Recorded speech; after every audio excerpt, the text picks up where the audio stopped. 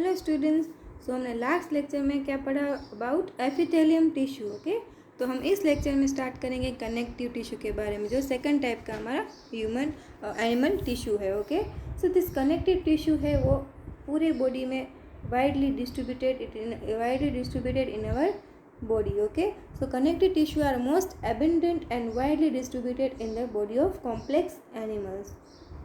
Okay, so they are named connective tissue because they are specific function of linking and supporting other tissues और organs of the body. ये connect करते हैं जो भी tissues और organs होते हैं एक दूसरे को link करते हैं और support करते हैं. ओके, इसीलिए इस tissue को बोलते हैं connective tissue. They help in linking and supporting other tissues. Okay, अगर बाजू का जो उसके आसपास का जो अगर वो टिश्यू होगा या ऑर्गन होगा तो वो ऐसे ही तो नहीं रहेगा, तो उसको कनेक्टिव टिश्यू होते हैं वो ऐसे ज्वाइंट रखते हैं उन दोनों को. Okay, so they range from soft connective tissue to specialised types which include cartilage, bone, adipose and blood. Okay, तो यहाँ पे आप देख सकते हो लूज कनेक्टिव टिश्यू है, डायग्राम में दिखा रहे एग्जांपल है लूज कनेक्टिव टिश्यू. ये भी आपको याद डायग्राम के जो भी लेबलिंग है वो याद रखना होगा. कभी कभी क्या होता है कोई क्वेश्चंस में लेबलिंग पूछ लेते हैं कि लेबल दिस डायग्राम. ओके, तो ये लूज कनेक्टिव टिश्यू का डायग्राम में उसमें एरोलर टिश्यू है ये, and this one is adipose tissue. Okay, यहाँ पे जो तीन मेन टाइप्स के कनेक्टिव टिश्यू है कौन कौन से, एक तो है loose connective tissue, another one is dense connective tissue. Okay, and third one is specialized connective tissue.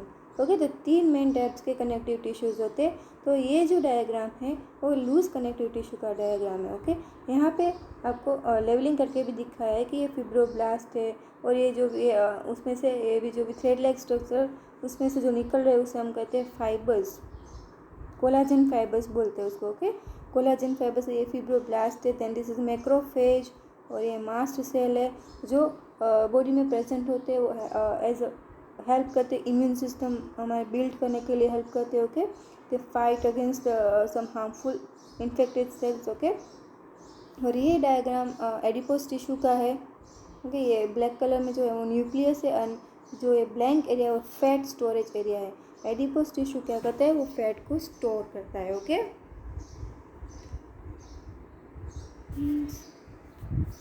so loose connective tissue it includes cartilage, bone, adipose and blood. Okay, in connective tissues except blood the cell secretes fiber structure proteins called collagen and elastin. Blood के अलावा cartilage, adipose और bone होते हैं, तीनों में ही क्या collagen और elastin present होता है. ओके, वो फाइबर्स को सीक्रेट करते हैं ताकि वो जो फाइबर्स को क्या करे, it provides strength and elasticity and flexibility to the tissue. Okay, fibres क्या करते हैं, टिश्यू को elasticity, strength and flexibility provide करते हैं.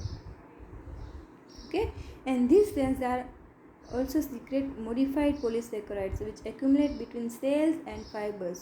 Okay, and act as a matrix, मतलब इस ग्राउंड सब्सटेंस वो ऐसे एक्ट करते हैं. ओके, जैसे कि मैं बताया कनेक्टिव टिश्यू में थ्री टाइप्स के होते हैं, loose connective tissue, dense connective tissue and specialised connective tissue. Okay, सबसे पहले हम देखते हैं लूज कनेक्टिव टिश्यू के बारे में. लूज कनेक्टिव टिश्यू के बारे में मैंने जैसे एक डायग्राम में एक्सप्लेन किया कि वो भी मेन दो टाइप्स के होते हैं, areolar tissue and adipose tissue. Okay, loose connective tissue has the cells and fibers loosely arranged in a semi-fluid ground state. Okay, example क्या है, एरोलर टिश्यू कहाँ प्रेजेंट होता है, beneath the स्किन के अंदर के लेयर में प्रेजेंट होगा areolar tissue.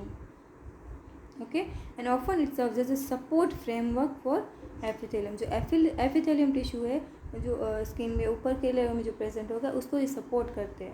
Okay, so it serves as a support framework for epithelium. Okay, it contains fibroblast and macrophage and mast cell.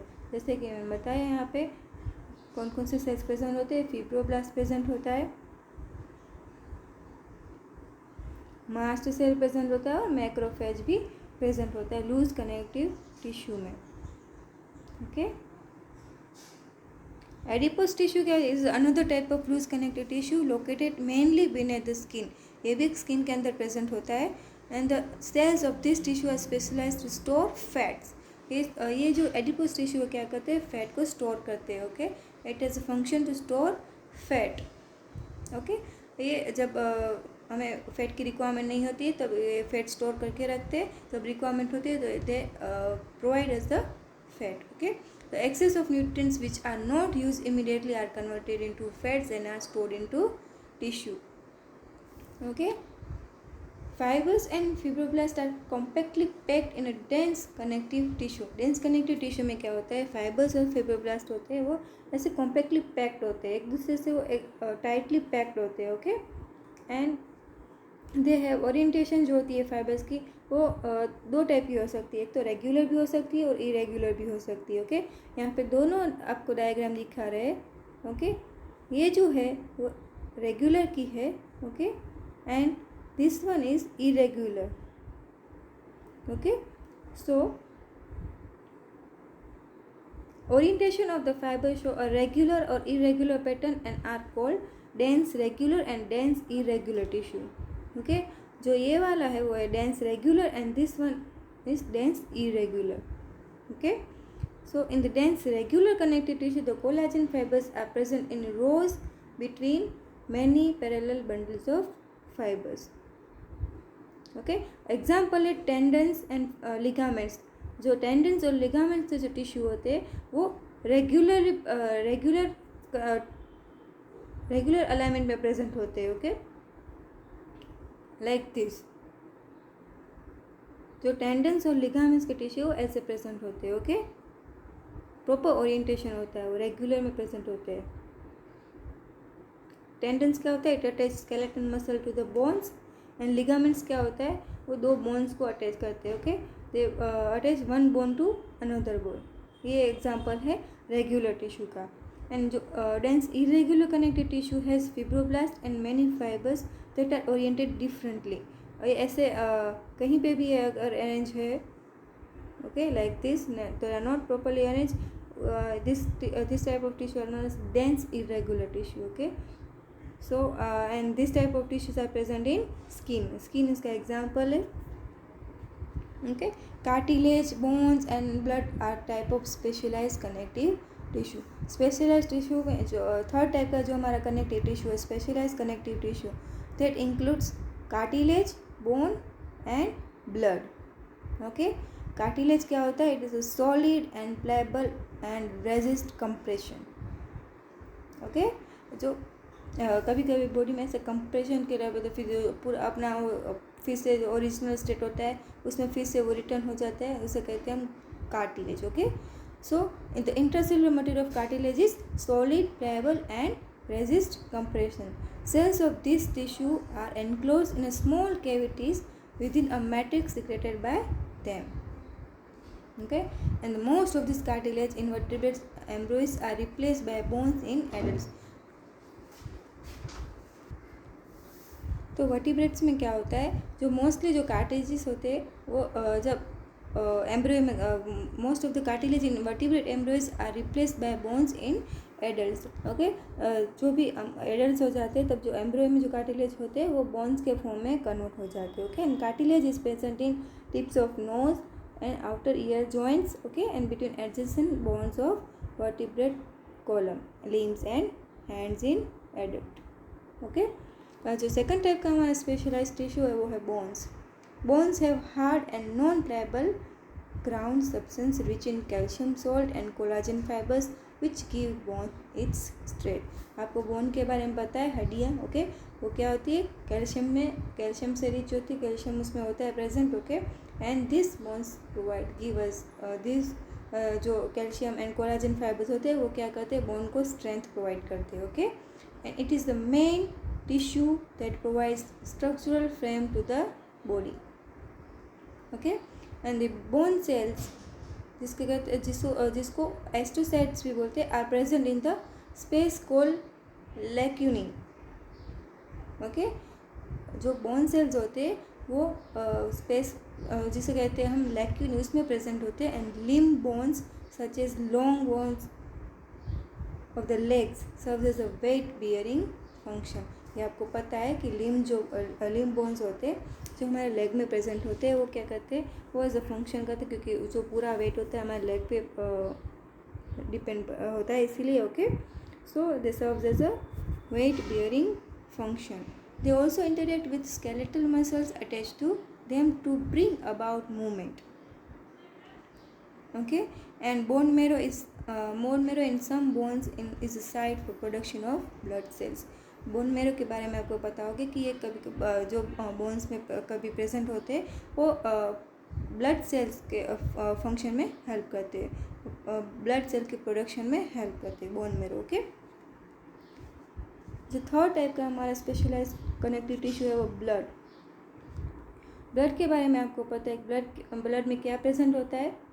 Blood is a fluid connective tissue. Okay, जो flow होता रहता है पूरी body में, उसमें क्या present होता है, plasma, red blood cells RBC, okay, white blood cells that is WBC and platelets. Okay, ये 4 प्रेजेंट होते हैं ब्लड में। Okay, it is the main circulating fluid that helps in the transport of various substance. Blood ही वो help करते हैं, पूरे जो सब्सटेंस होते हैं बॉडी में वो ट्रांसपोर्ट करते हैं एक ऑर्गन में से दूसरे ऑर्गन में से तीसरे ऑर्गन में। Okay, so RBC, platelets and WBC, these are types of blood. Okay, muscle tissue क्या है, थर्ड टाइप का जो हमारा टिश्यू है, एनिमल टिश्यू है muscle tissue. Okay, each muscle is made up of long cylindrical fibers arranged in a parallel arrays. These fibers are composed of numerous fine fibrils called myofibrils. मायो मतलब muscles. Okay, यहाँ पे मायो बोल रहे हैं, मायो जब use होता है वर्ड उसे मसल्स बोलते हैं, इसका मतलब मसल्स होता है। Okay, and muscle fibres contract in response to stimulation and then relax and return to the uncontracted state. Okay, muscles आपको पता है कि अगर उसको प्रेस करोगे, मसल को प्रेस करोगे कॉन्ट्रैक्ट होगा, फिर से अगर छोड़ दोगे तो फिर से अपनी ओरिजिनल जो पोजीशन है उसमें आ जाएगा। Their action moves the body to adjust to the changes in the environment and to maintain the position of various parts of the body. Generally muscle क्या रोल प्ले करते हैं, तो it plays important role in movement of the body. Okay, muscles 3 type के mainly होते हैं, skeletal muscle, smooth muscle and cardiac muscle. Okay, तो skeletal muscle क्या होता है, skeletal muscle tissue is closely attach to the skeletal bones के वहाँ पे अटैच होता है। In a typical muscle such as biceps, strapped skeletal muscle fibers are bundled together in a parallel fashion. Okay, और इसके बारे में अगर आप डिटेल में भी स्टडी करने वाले हो चैप्टर 20 में। ओके, यहाँ पे डायग्राम में भी दिखा रहे skeletal muscle, smooth muscle and cardiac muscle. Okay, these are skeletal muscles, these are smooth muscles and these are cardiac muscle. Okay, smooth muscle क्या होते हैं, smooth muscle fibres are taper at both hands. Taper मतलब कि pointed होते हैं, वो जो fusiform होते होते। Okay, and do not show striation.